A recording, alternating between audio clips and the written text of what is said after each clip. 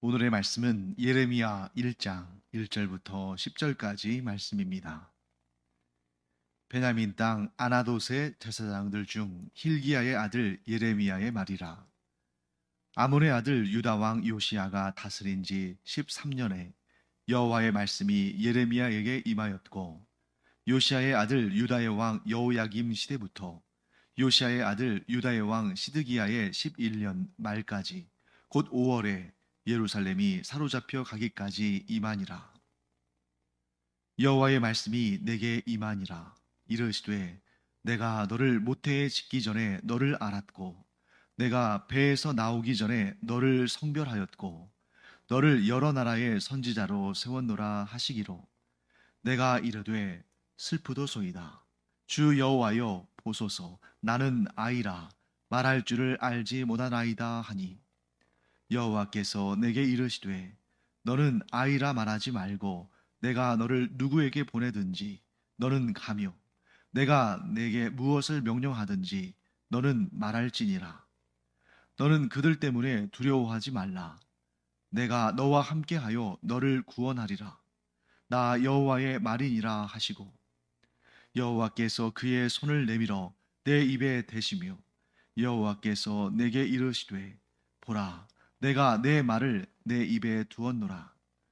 보라, 내가 오늘 너를 여러 나라와 여러 왕국 위에 세워 내가 그것들을 뽑고 파괴하며 파멸하고 넘어뜨리며 건설하고 심게 하였느니라 하시니라.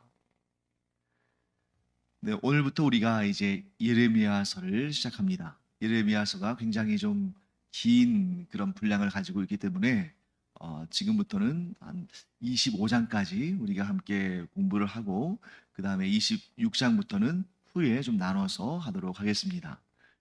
자, 먼저 예레미야서가 어떤 글인가 하는 내용은 이 예레미야서의 서두에 몇 가지 정보가 나옵니다. 먼저 1절 말씀 볼까요? 베냐민 땅 아나돗의 제사장들 중 힐기야의 아들 예레미야의 말이라. 자, 예레미야의 아버지의 이름이 등장하죠. 예레미야의 아버지의 이름은 힐기야다. 그리고 힐기야의 직업 혹은 직분은 제사장이다. 그러니까 이 예레미야는 지파로는 레위 지파라는 것을 알 수 있겠죠. 또한 가문으로는 아론의 가문이라는 것을 알 수 있습니다. 자, 그런데 거기에 한 가지 정보가 더 있죠. 예레미야의 집이 어디에 있는가? 베냐민 땅 아나돗. 자, 베냐민 땅 아나돗에 제사장들이 살고 있는데, 그 제사장들 중에 힐기야라는 사람이 있었고, 그 힐기야의 아들이 예레미야다. 또한 이 제사장의 직분은 그 아론의 자손들에게 계속 이어져 가는 세습되는 그런 상속되는 그런 직분이기 때문에 예레미야도 제사장의 직분을 가지고 있었다, 이렇게 볼 수 있습니다. 여기에서 우리가 조금 낯선 그런 단어는 다 뭐 익숙한 단어입니다만, 아나돗이라는 지명이죠. 아나돗. 이 아나돗이라는 곳은 어떤 곳이냐면, 어, 우리가 보통 이제 예루살렘 중심으로 이스라엘의 지리들을 보지 않습니까? 그 예루살렘으로부터, 이스라엘의 중심지인 이스라엘의 수도인 예루살렘으로부터 북동쪽으로 약 5km 정도 위치하는 곳입니다. 그러니까 뭐 한 일반적인 걸음으로도 한 1시간 정도면 갈 수 있는 그런 거리죠. 그렇기 때문에 그렇게 멀리 있는 곳은 아닙니다. 가까운 곳이죠. 또한 이 아나돗이라는 곳은 아, 역사상 아주 좀 특별한 역사와 연결이 되는데, 다윗과 솔로몬, 그 당시의 역사와 연결이 됩니다. 다윗 왕에게 두 명의 대제사장급의 제사장들이 있었습니다. 자, 대제사장급이라는 것은 뭘 의미하냐면, 제사장들은 여럿이지만 그들 가운데 특별히 지도자급 인사를 말하는 거죠. 그런데 묘하게도 다윗 시대에는 이 대제사장급의 지도력을 가진 그런 중요한 역할을 감당하는 제사장이 두 명이었다는 거예요. 보통은 한 명인데, 한 사람은 아비아달이라는 제사장이고 다른 한 사람은 사독이라는 제사장입니다. 이 아비아달은 우리가 잘 알고 있는 놉당의 아히멜렉의 아들이죠. 그래서 이 다윗에게 있어서는 참 미안한 그런 마음을 가질 수밖에 없는 그런 제사장입니다. 왜냐하면 다윗이 사울을 피해서 도망갈 때 그때 이 놉당으로 도망을 가거든요. 그런데 그 놉당에 있는 이 아히멜렉 제사장이 다윗에게 먹을 것을 주고 또 다윗이 죽였던 골리앗의 칼을 내어주고 하는 바람에 사울의 미움을 받아서 거의 다 몰살하다시피 합니다. 그리고 나서 한 명이 살아서 도망을 치는데 그 사람이 바로 아비아달이죠. 그 아비아달이 다윗에게 와서 이제 다윗의 제사장 역할을 하게 되는 것입니다.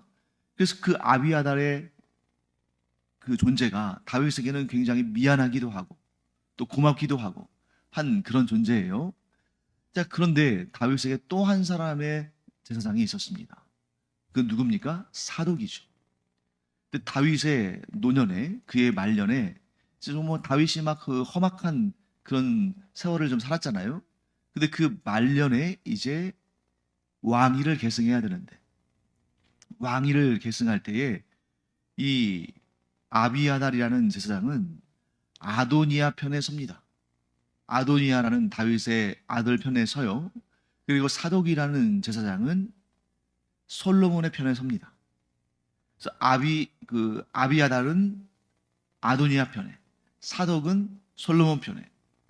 그런데 이 둘 중에 아도니아와 솔로몬 중에 아도니아는 자기가 스스로 왕이 될 거라고 생각하고 막 사람들에게 자기가 왕이 된 듯이 막 그렇게 행세했습니다만 그런데 아도니아가 왕이 되지 못하고 그의 시도가 왕이 되고자 했던 시도가 무산이 되고 솔로몬에게로 왕위가 계승됩니다. 자, 당연히 어떻게 했어요?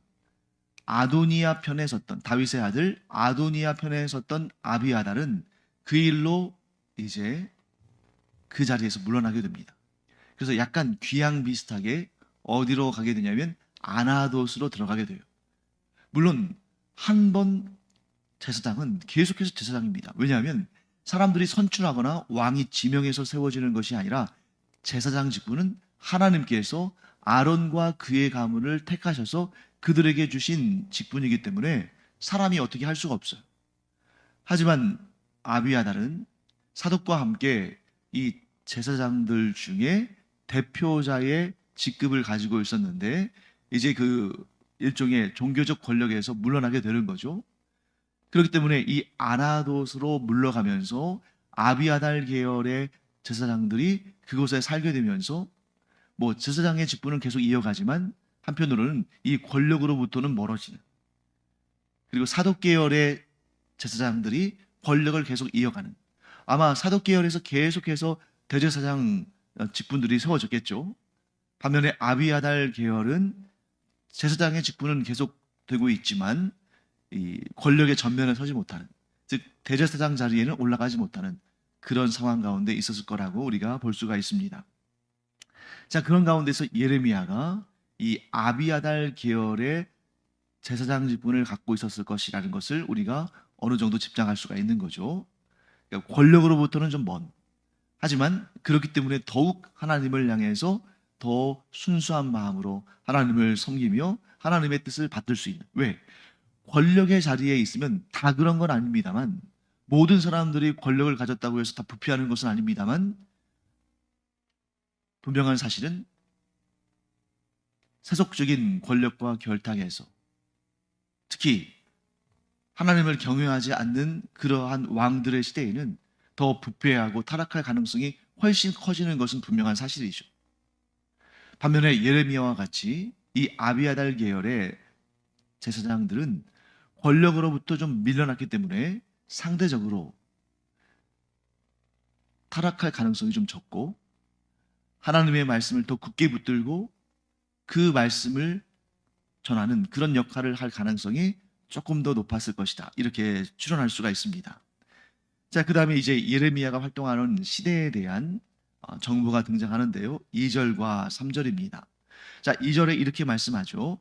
아몬의 아들 유다 왕 요시야가 다스린 지 13년에 여호와의 말씀이 예레미야에게 임하였고. 자, 여러분들이 요시야라는 왕 이름이 등장하면 어떤 시대적인 배경을 아셔야 되냐면, 이제 대략적으로 정확하게 하면 좀 뭐 연도차가 좀 있겠습니다만, 대략적으로 요시야가 등극하면서 50년 정도 만에 남유다 왕국이 멸망한다. 또 좀 더 정확히 말한다면 요시야가 등극하고 53년 만에 유다 왕국이 바벨론의 느부갓네살 왕에게 멸망을 당합니다. 자, 그것을 우리가 조금 연도를 제가 좀 말씀을 드릴게요. 좀 어려울 수 있지만 한번 들어보세요. 요시야 왕이 왕위에 오른 것은 주전 639년입니다. 주전 639년에 요시야가 남유다 왕국의 왕으로 등극을 합니다. 그리고 요시야 왕의 13년째, 그러니까 대략적으로 주전 626년에 예레미야가 하나님의 부르심을 받습니다.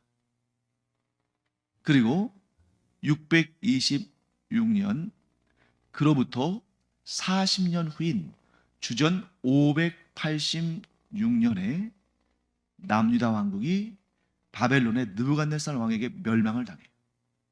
그러니까 정확히 말하면 요시야 왕이 등극한 다음에 53년 만에 또 예레미야가 하나님의 말씀을 선포하도록 부르심을 받은 지 40년 만에 유다 왕국이 멸망하죠. 그러니까 대략적으로 요시야 왕이 딱 나오면 한 50년쯤 후에 남유다 왕국이 멸망하겠구나. 그러니까 이 요시야 왕으로부터 이스라엘의 남유다 왕국, 곧 이스라엘 민족의 멸망이 시작되어지는 그러한 시대라고 볼 수 있습니다. 그 사이에 이제 왕들이 등장하는데요. 그 왕들의 이름들이 3절에 등장하죠.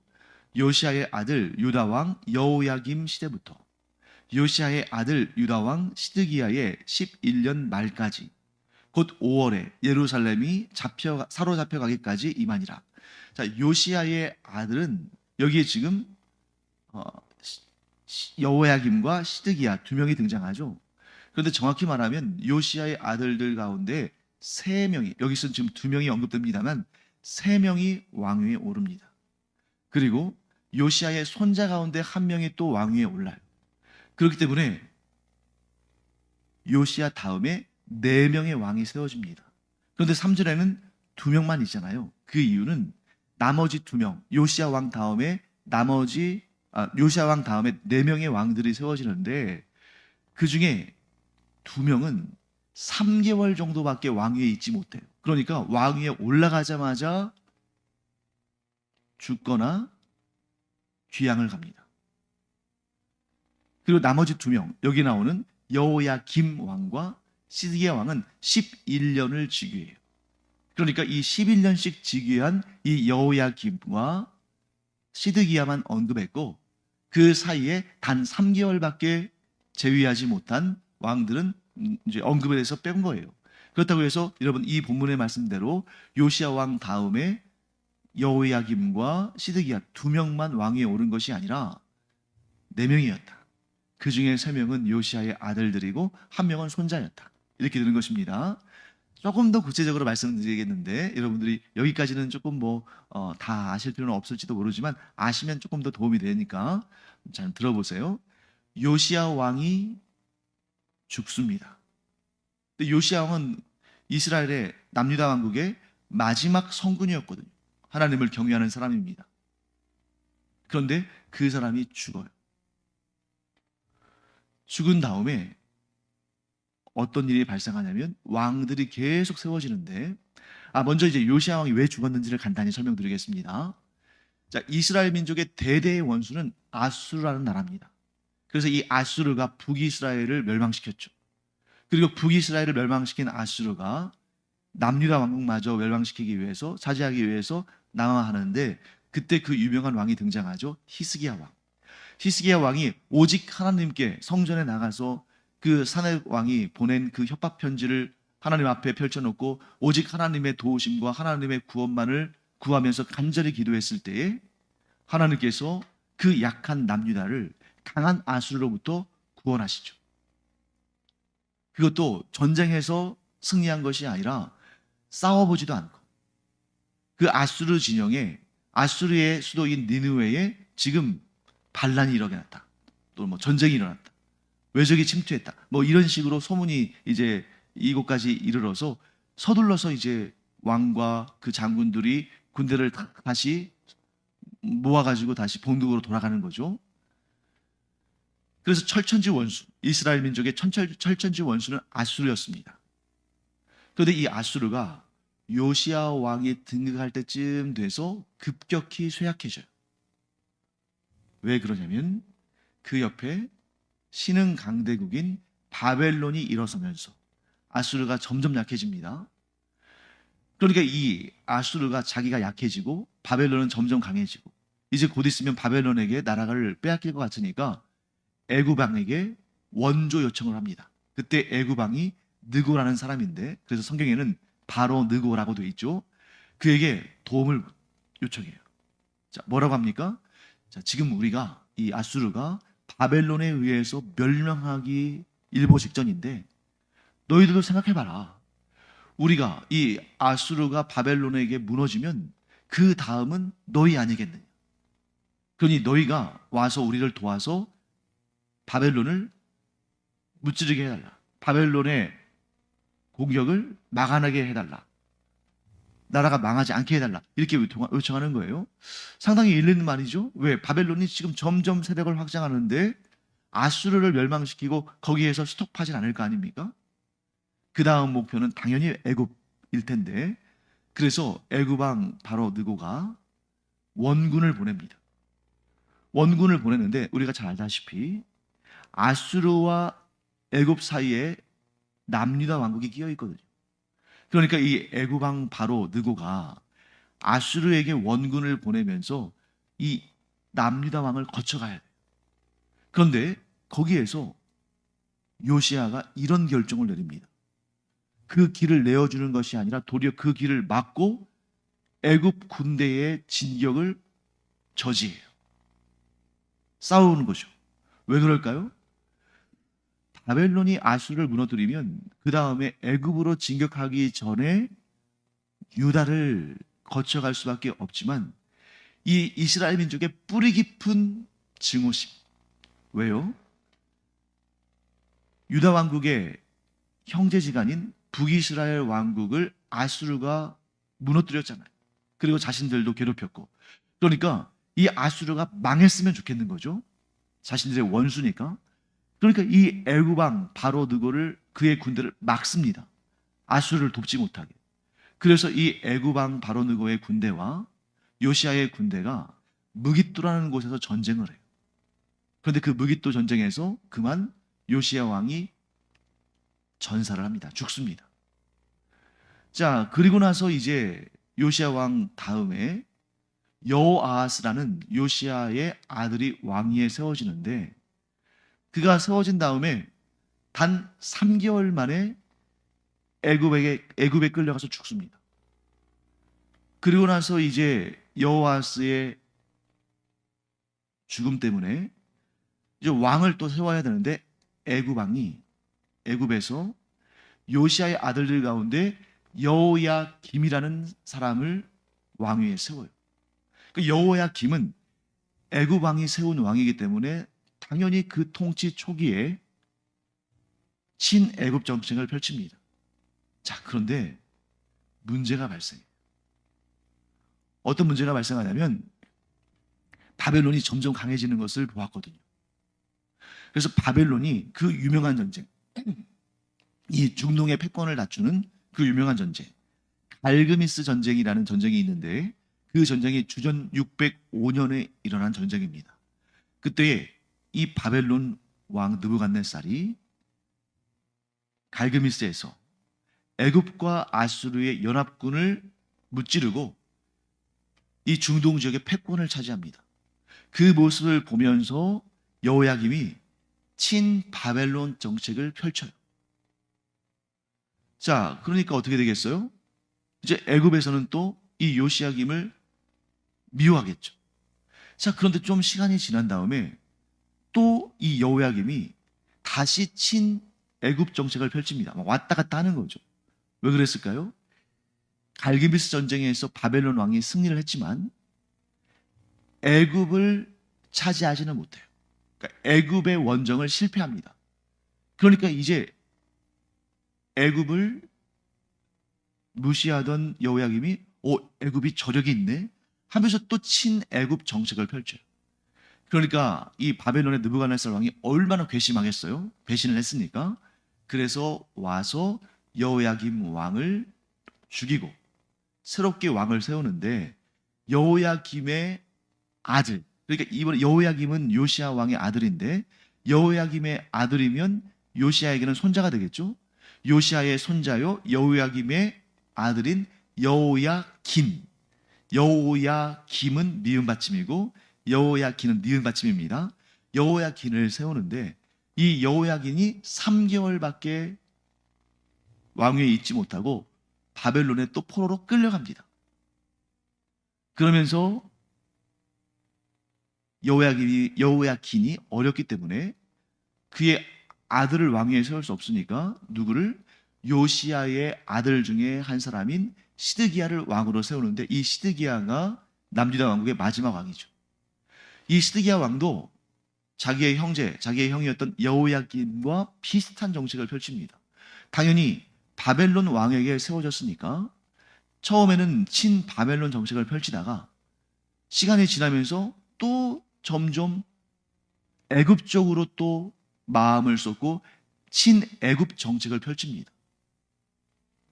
그러니까 또 괘씸죄로 인해서 바벨론의 느부갓네살 왕이 남유다에 진격해서 이제 완전히 다 시드기야도 이제 시드기야가 보는 앞에서 그 아들들을 다 죽이고 시드기야의 눈을 뽑고 그를 바벨론으로 끌고 가서 거기서 또 죽이죠. 그러면서 그게 주전 586년의 일인데 남유다 왕국이 완전히 멸망하고 예루살렘 성전도 무너지죠. 자, 길게 좀 설명드렸습니다만 이 역사 요시야 왕 13년에서부터 주전 586년 시드기야가 죽고 시드기야가 바벨론 왕에게 져서 완전히 남유다 왕국이 무너질 때까지, 그러니까 주전 626년부터 주전 586년까지 이 40년 동안의 역사가 이 예레미야서에 담겨 있고 그 40년 동안에 하나님께서 예레미야를 통해서 선포하게 하신 말씀이 예레미야서에 담겨 있다. 이렇게 우리가 정리할 수 있습니다. 짧은 시간에 이 40년의 역사를 말씀드리려다 보니까 좀 쉽지 않습니다만 여러분들이 이 내용들을 여러분들이 이제 자주 계속해서 들으실 수 있으니까요. 그 내용들이 여러분들에게 좀 잘 정리가 되기를 바랍니다.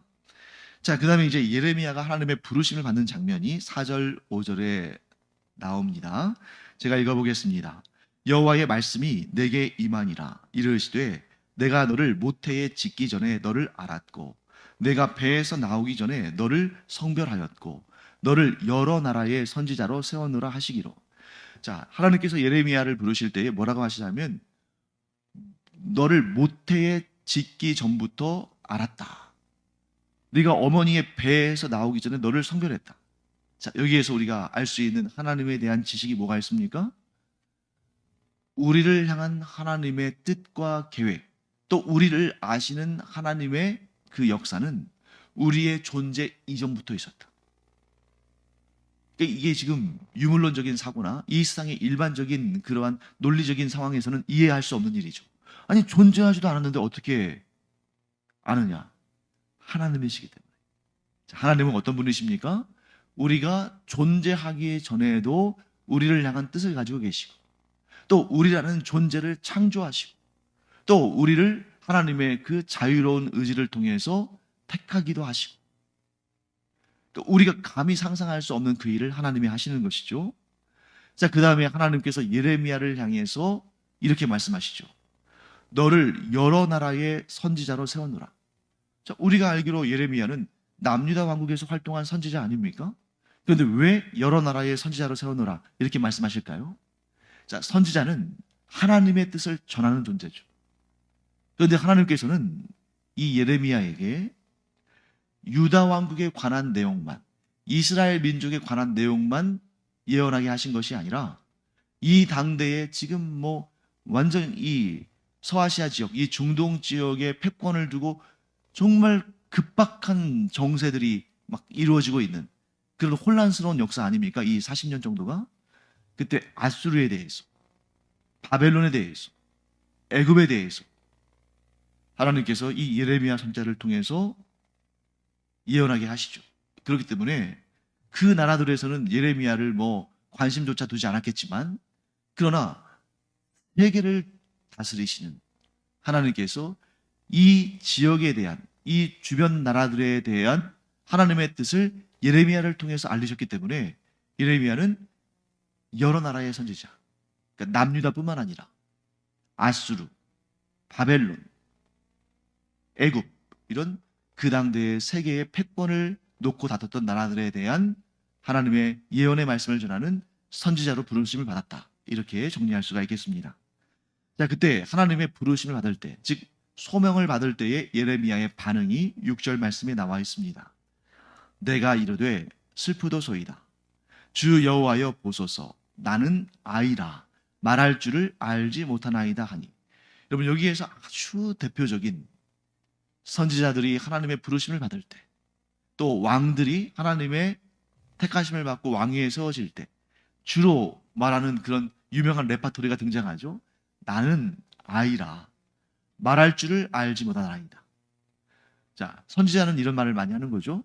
나는 아이라. 말할 줄을 알지 못합니다. 또 정치적인 지도자들은 또 이렇게 말하죠. 나는 아이라. 출입할 줄을 알지 못합니다. 자, 왜 아이라고 했을까? 실제로 예레미야가 하나님의 부르심을 받을 때에는 나이도 좀 어린 편이었습니다. 나이가 지긋한 상태에서 부르심을 받은 것이 아니라 아직 결혼을 하기도 전에, 즉 성년이 되기 전에 하나님의 부르심을 받았을 것이다. 이렇게 추측할 수 있죠.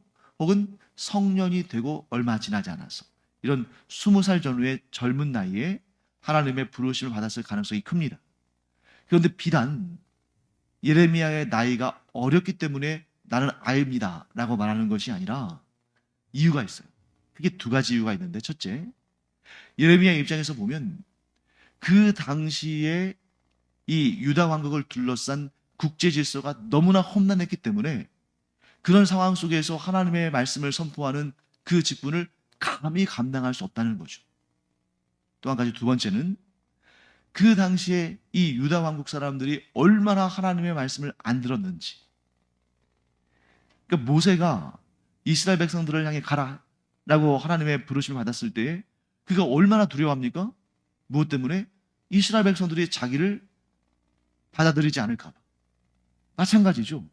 하나님의 말씀에 귀를 기울이지 않는데 그들에게 가서 하나님의 말씀을 전한다는 게 얼마나 어려운 일입니까?